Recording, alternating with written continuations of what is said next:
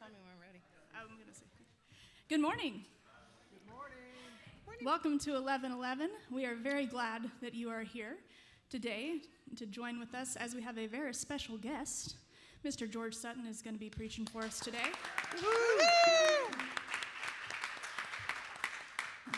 George and Margaret have been part of this service since I first came in, and I know that they were a big part of making me feel very welcome here, so I hope y'all will also make him feel welcome as he takes the stage. But first, we're going to start with a song, and our friend Sarah, who is joining us today, is leading this one. We have another guest. Bird is back with us on the guitar. All right, here we go.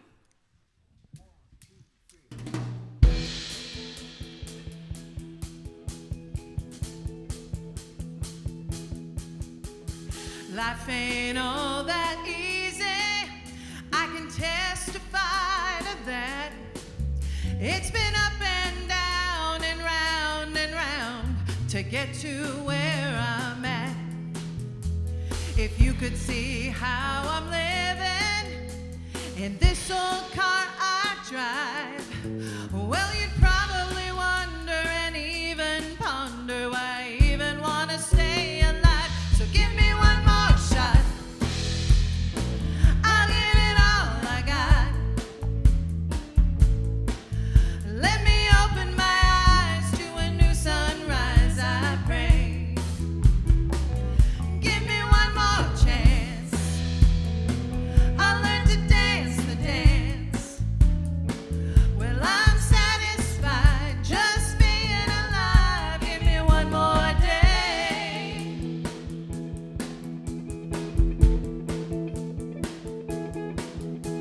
Well, I could complain about taxes or the weather we're having today. It's too hot. Go on and on about things that are wrong from New York to LA. Well, that's just not my nature to sit around feeling sad. We're only here for a while, so why not smile? Ain't living ain't all that bad. So give me one more shot, I'll give it all I got. Let me open my eyes to a new sunrise, I pray. And give me one more chance, I'll learn to dance the dance. Well, I'm satisfied just being alive. Give me one more day. When I look around, there's lots of folks worse off than me. So I just thank the good Lord and ask Him, please, to give me one more shot. I'll give it all I got. Let me open my eyes to a new sunrise, I pray. And give me one more chance, I'll learn to dance the dance. Well, I'm satisfied just being alive. Give me one more day. Well, I'm satisfied just being alive. Give me one more day. Give me one more shot, I'll give it all I've got. Give me one more day. Show me the way. And give me one more day. Give me one more shot.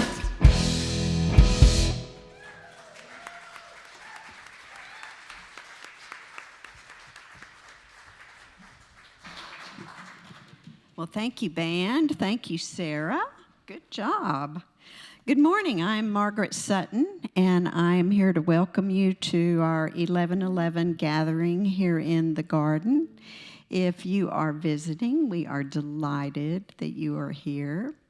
But to each and every one of you, and to our friends online, welcome. We are so glad you're here. And I'm especially glad to be here today because my husband George is going to share his story with you. We love and value stories here at 1111, and I think you will like his. Each week we begin by lighting our welcome candle and saying these beautiful words that were written by Rumi. To me, they center us and help us remember who we are as we make this journey. So would you join me? Come, come, whoever you are, wanderer, worshiper, lover of leaving, it doesn't matter. Ours is not a caravan of despair. Come, even if you have broken your vows 1,000 times. Come, come again. Thank you, Margaret. I'll invite all of you now to stand as you're willing and able, and we're going to sing a song together. This one, if you're visiting with us, you might not have heard the words, but you will know the tune. So this is God of Movement.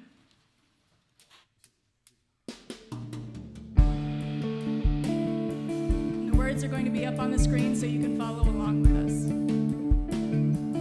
Here we go.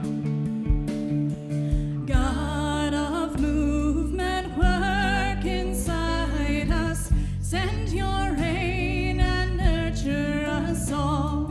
Tender roots and hearts excite us. Help us hear your ancient call. In our pain and in our laughter, present ever throughout all our days. Here before and now and after, may all living things give praise. Here we go with verse 2. As a tiny seed is planted, roots emerge and growth begins. So we ask our hearts enchant and bring your kingdom forth from within. Love unquenchable, hope unstoppable, reign of justice with no end. Use our lives and make it possible that your garden we may tend.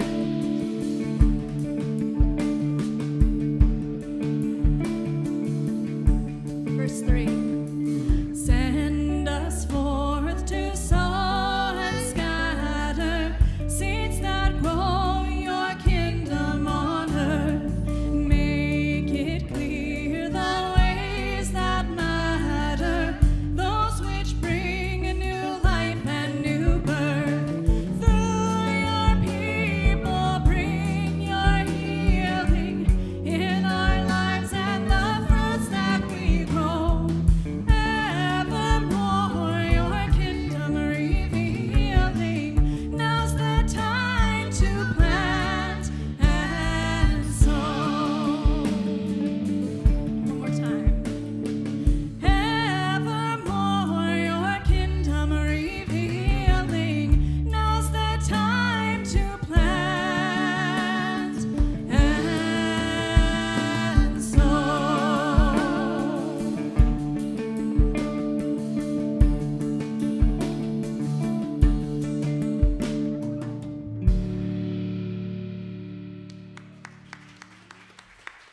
It's always so nice singing with y'all. And now is the time that we can turn to one another, talk to your neighbor, offer them a sign of peace, and also bring forward your offering to support both our ministry and the ministry of our larger church. Off you go.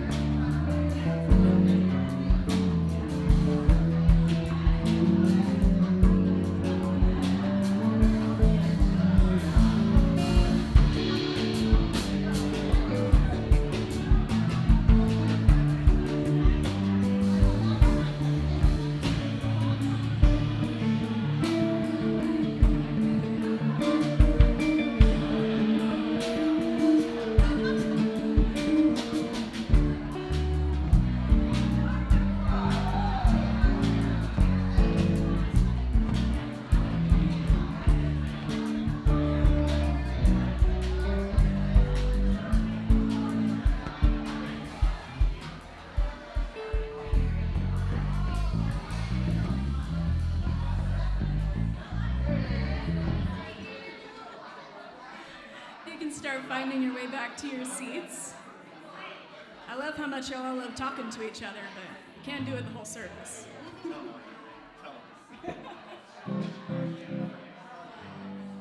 Before I do this next part, does anyone think that they're the ones supposed to be doing the announcements? Did Kagan ask you to do announcements? Because I don't want to jump the shark if somebody thinks this is their job. No? If you want to, you can, or else I've got this. All right, we got Miss Kay coming down to do announcements. Woohoo!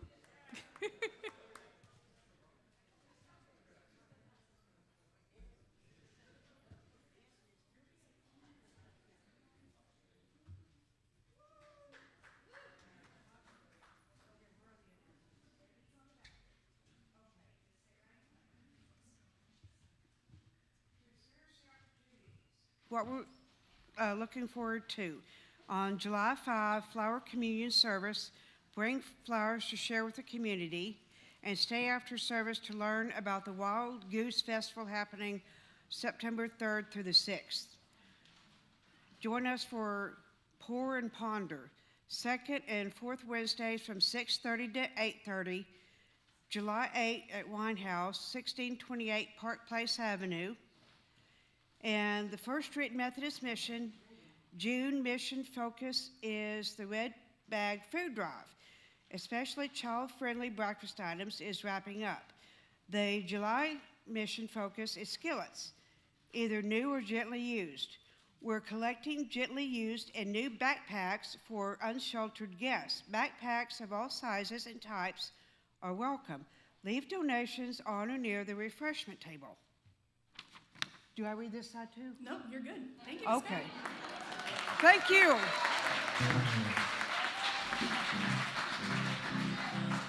And I'm just going to add one thing about the Flower Communion next Sunday. We hope that you'll join us for that. It's the Sunday closest to Independence Day for the U.S., and that's the day that we celebrate our Interdependence Day. And I know this is a lot of people's favorite day in our community, so we hope that you'll join us. And all you need to do is just bring one flower. If you want to bring more than one, that's okay. And it can be one that you pulled out of a bouquet you bought from the store, one that you picked from your yard, and something that you grow. Please don't pick ones from the garden because, we're here on their hospitality. But we'd really love for you to join us in doing that celebration of our interdependence. And now what's up, Kay? We are going to have a vase, yes. So part of that is we're going to put all the flowers together to make one bouquet, symbolizing how we're all part of one community, but we're all, special and different and beautiful in our own ways, just like flowers. And now we're going to move into our time of Kairos. This is a time in which we take a moment and breathe and just exist in our bodies, in the world, and in this community who surrounds us. And we're going to start that off with a song.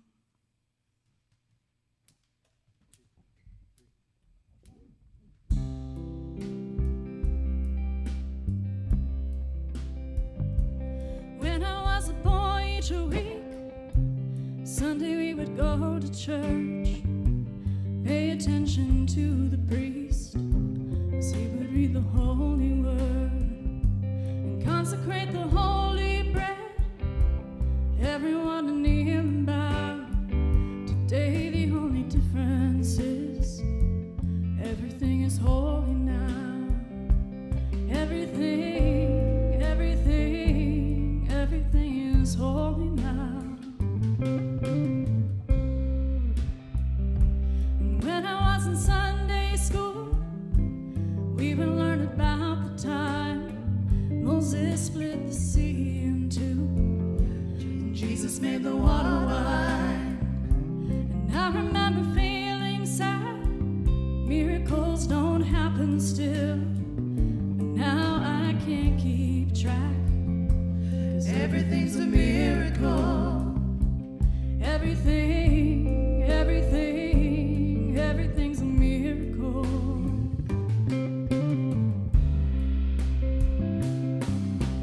Wine from water is not so small, but an even better magic trick is that anything is here at all. And so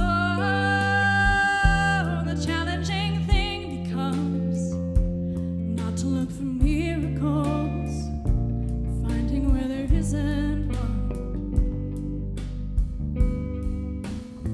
When holy water was rare at best, could barely wet my fingertips. Now I have to hold my breath like I'm swimming in a sea of it. It used to be a world half there, heaven's second-rate hand-me-down, but I walk it with a reverent air, 'cause everything is holy now.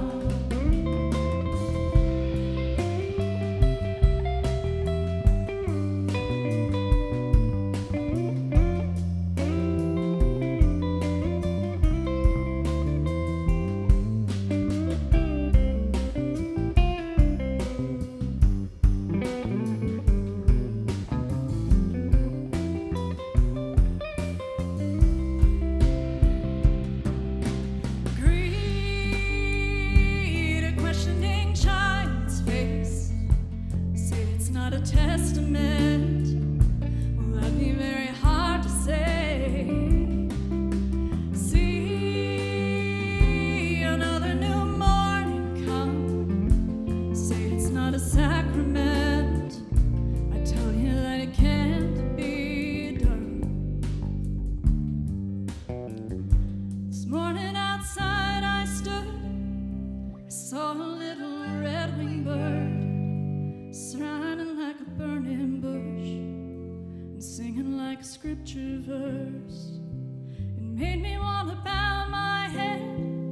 I remember when church let out, how things have changed since then, 'cause everything is holy now. Used to be a world half there, heaven's second-rate hand-me-down, but I walk it with a reverent air, 'cause everything is holy now.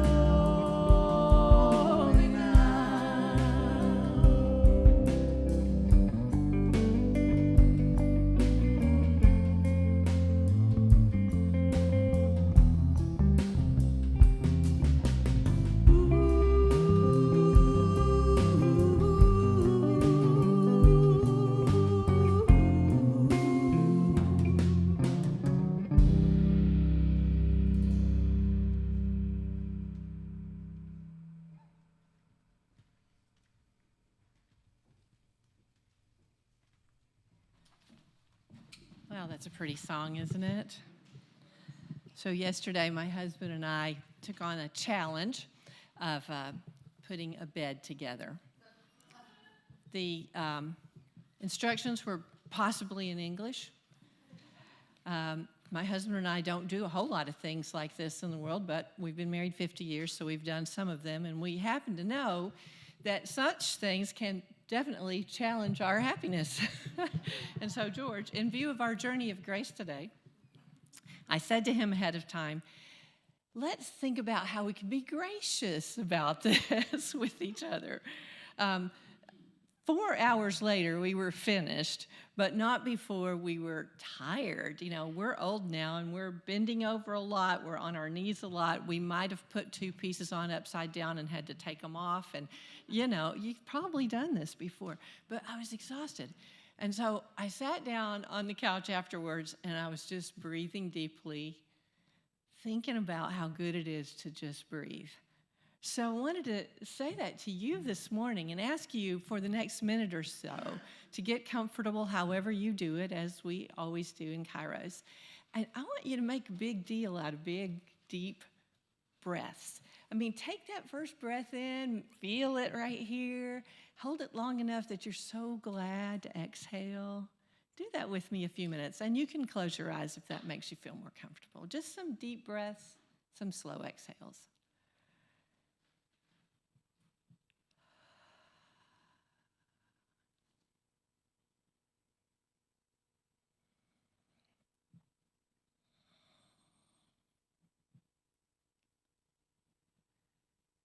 Just the gift of being able to take in this air and hold it and feel the relaxing exhale. Of course, it means we're alive. 2 more. Notice how your body loves this.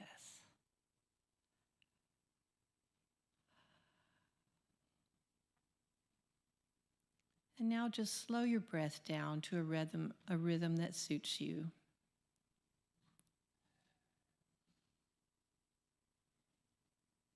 And I have a brief thing to read that I think goes along with the idea of living graciously. Rivers do not drink their own water. Trees do not eat their own fruit. The sun does not shine on itself, and flowers do not spread their fragrance for themselves.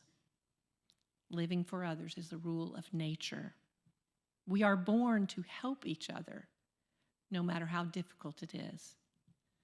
Life is good when you're happy, but much better when others are happy because of you. Peace be with you.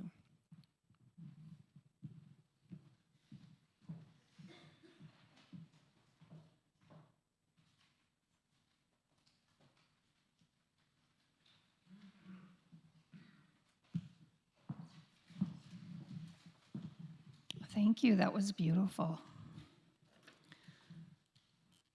I'm Helona. I'm delighted to be here and read today's sacred text. The first part of our sacred text is from Romans 8:28. We know that in everything God works for good with those who love him, who are called according to his purpose. And the second portion of our sacred text is from 1 Corinthians 15:10. But by the grace of God, I am who I am, and his grace toward me is not in vain. On the contrary, I worked harder than any of them, though it was not I, but the grace of God, which is with me.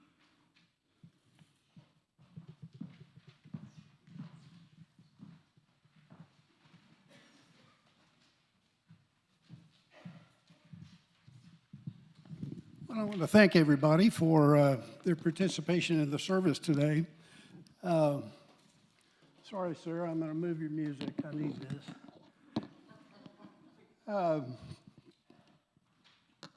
Several weeks ago, Kagan asked if I would take the service today and preach, and I said, Kagan, you don't want me to do that. I'm an old retired Methodist preacher. You don't want me to do that. And she said, well, think about it. And I told Margaret, my wife, that Kagan had invited me to preach. And she said, oh, good, you need to do that. And I guess my arm was twisted a little bit. But anyway, here I am. And I do want to thank the band. Chris Brown is sitting in. Lee's always here. John's always here. Sarah is standing in for Lydia. And where are you, Sarah? She leave? Okay, well, she always does a great job, and appreciate Sarah very much. I did get to pick the music, by the way, and it all fits with the sermon if you can think about that, but just hang in there with me. That's usually what happens in 11:11. The music is picked to go with the service, and that's by design, but you kind of have to connect the dots yourself. Okay, we don't try to do it for you. Mark and I think it's interesting when folks from our 11:11 sort of stand up here and from time to time tell their personal stories, and I'm always curious how people found 11:11 and why they continue to attend. And so today you're going to get to hear a substantial part of my story. Now, just to place all of this historically, I was born in February of 1950. Now think about that. That officially makes me one of the old guys, okay? Over half a century ago. And my father was a rancher in far west Texas, south of Marfa. Anybody been to Marfa? Seen the Marfa line? Oh, good, you know where Marfa is.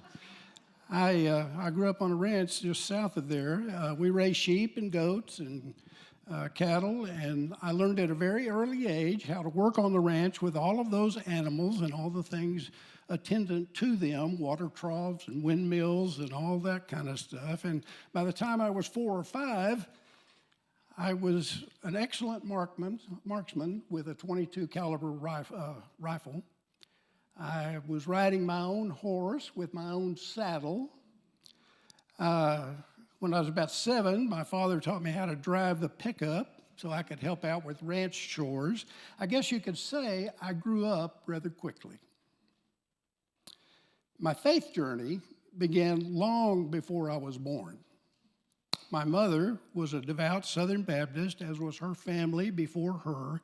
And let's just say I got a heavy dose of Baptist in my upbringing. We never missed Sunday school or church at First Baptist Church in Marfa. Many times we went to evening service. I cherished those years. I memorized a lot of scripture. And we all knew the important Bible stories. And those years were very foundational to who I became and who I am today. And our family continued that pattern all the way through my high school years. But when I went to college, well, you know, things changed. I may have attended church a few times just so I could honestly tell my mother that I'd gone to church. My father had died when I was a senior in high school, and as college years went by, I just fell away from attending church. Or maybe I was running away, like Jonah in the Old Testament. Now, keep in mind the times in which I grew up. Cuban Missile Crisis, assassination of President John F. Kennedy and Dr. Martin Luther King, civil rights marches, the Vietnam War was raging. There was a whole Watergate, Richard Nixon thing that was going on. And if you remember, Vice President Spiro Agnew resigned, and Gerald Ford became the only person to hold the office of president who was never elected to vice president or president. My generation had the Beatles, the Rolling Stones, Woodstock, hippies, free love, the proliferation of drug use, women's lib, Stonewall, and the Gay Liberation Front. My attention was directed to other things because of the turbulence and the times in which we were living. Mainly, I just became pretty human in all that and started thinking about myself and my concerns and how am I going to get through this. But right out of college, I married a lady who had a daughter by a previous marriage, and then we had a child. And so here I am in my mid-20s with a wife and 2 children, and far, far from a spiritual home and spiritual support. After a few years, things began to unravel and then snowballed as my marriage fell apart, and I lost my traveling salesman job, which was a pretty good job at the time.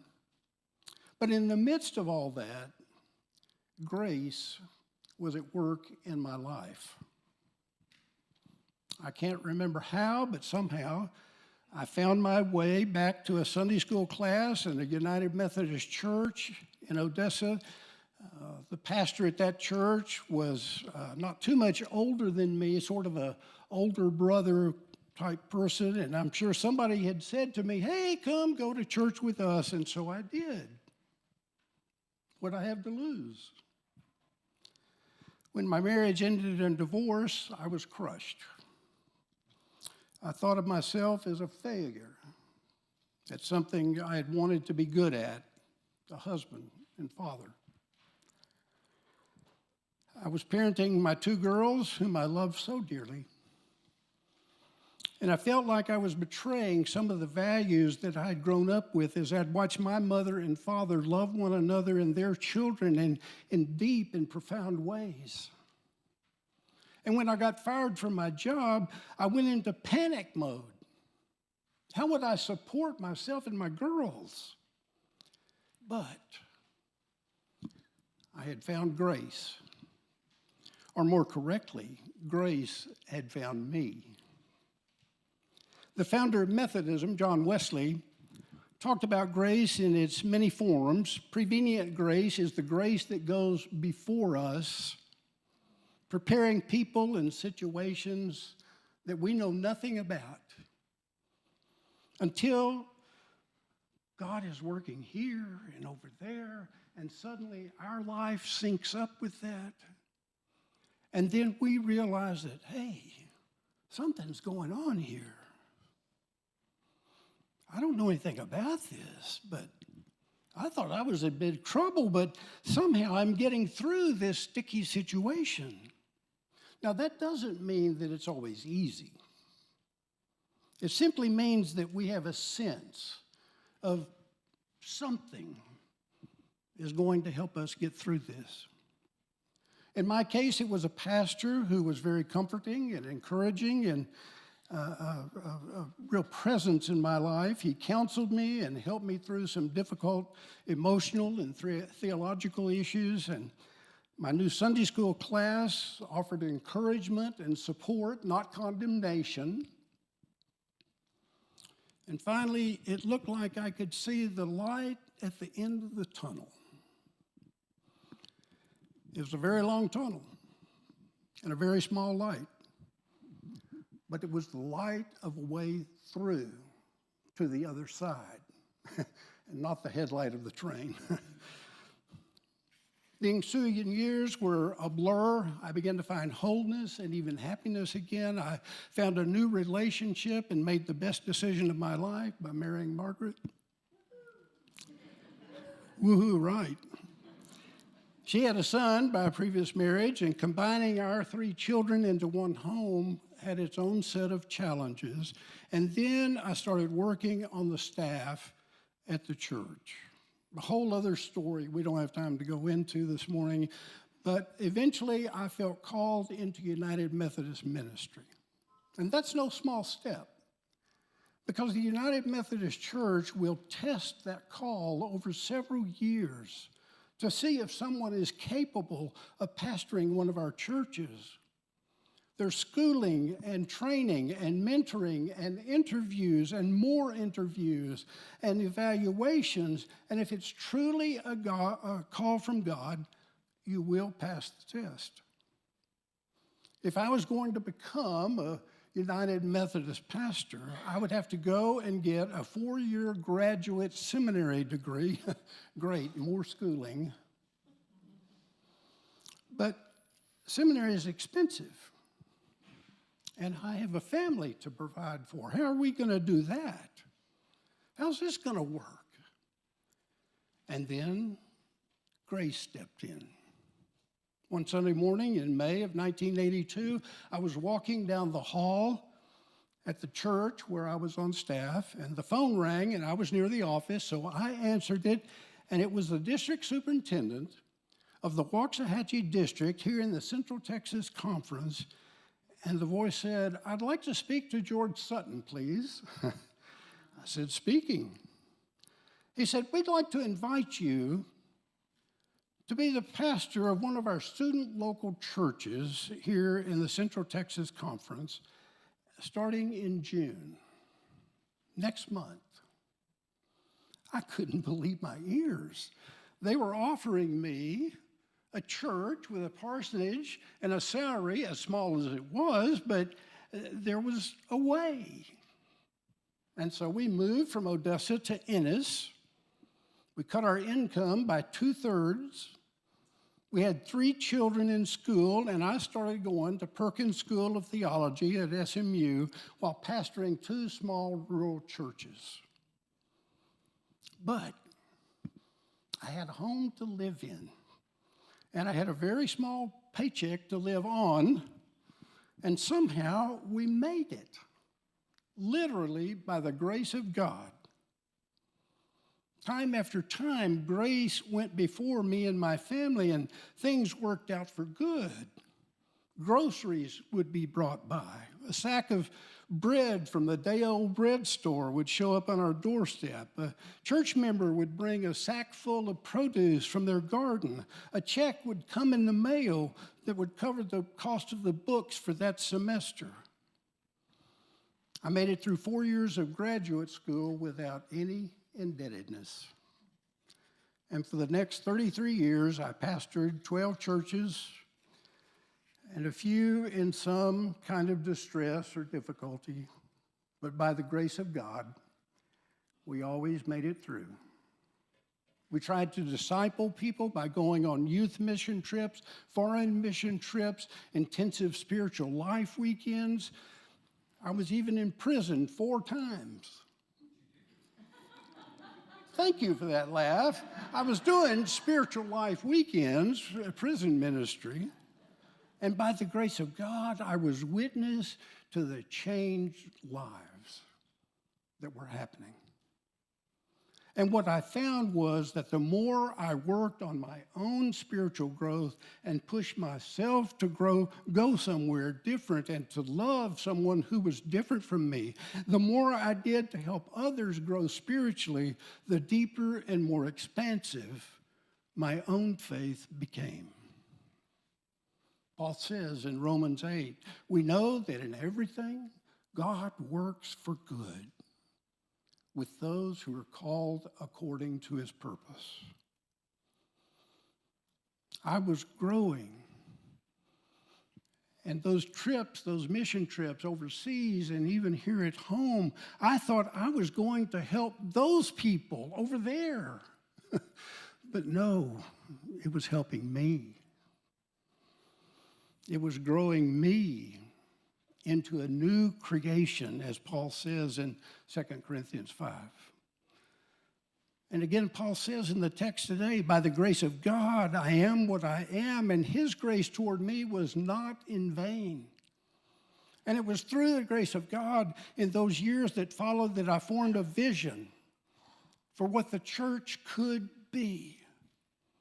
From a far West Texas, white, very theologically conservative upbringing, I now see a multiracial, multigender, egalitarian group of people living and loving together, loving God, loving one another very deeply.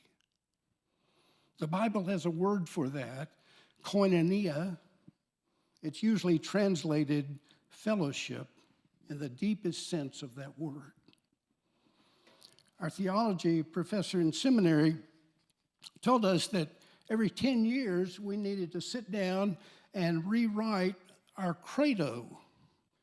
Now, the credo is that final major paper at the end of the semester after you've taken all these this theology for that semester and read all these books and answered questions on tests and what have you. But the paper is the largest grade of that semester. And he said, you need to rewrite that credo every 10 years.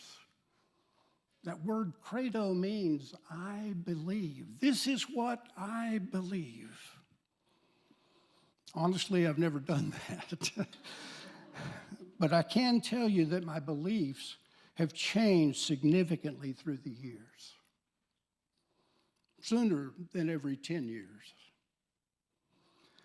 Finally, it came time to retire, and when a United Methodist pastor retires, he or she must put their membership in a local United Methodist church and not the church you retired from. There were many to choose from. They were pastored by people I knew and who knew me. I won't go into it, but we chose First United Methodist Church, and particularly, we started attending the 11:11 service. There were people like Charles Gaby, Tom and Linda McDermott, Brad Thompson. The whole thing was so different, so refreshing. It was new. It was challenging.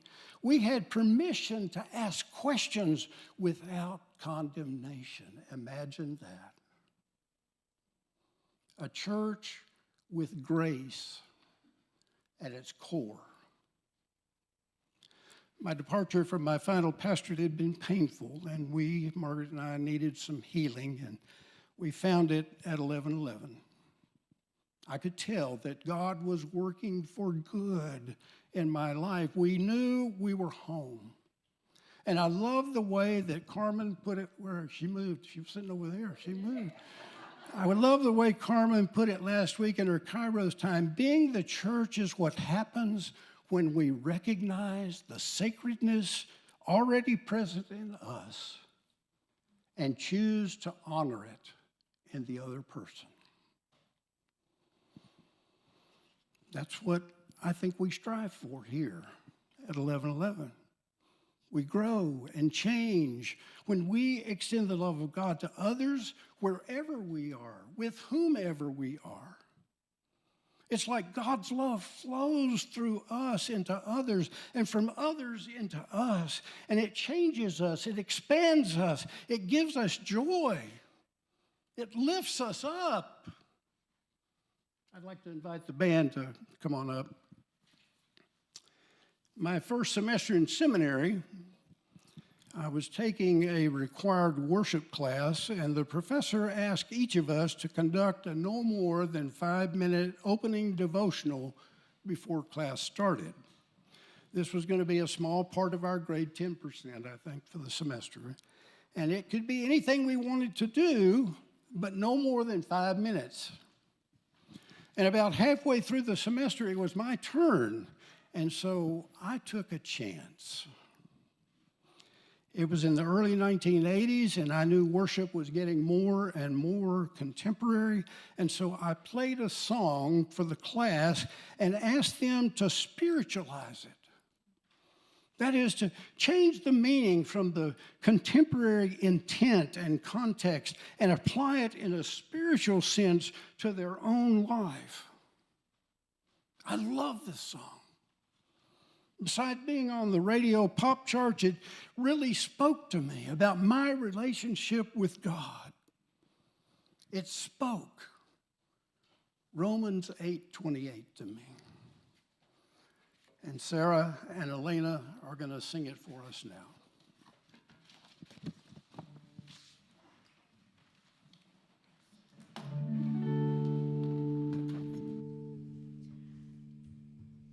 Your love is lifting me higher than I've ever been lifted before.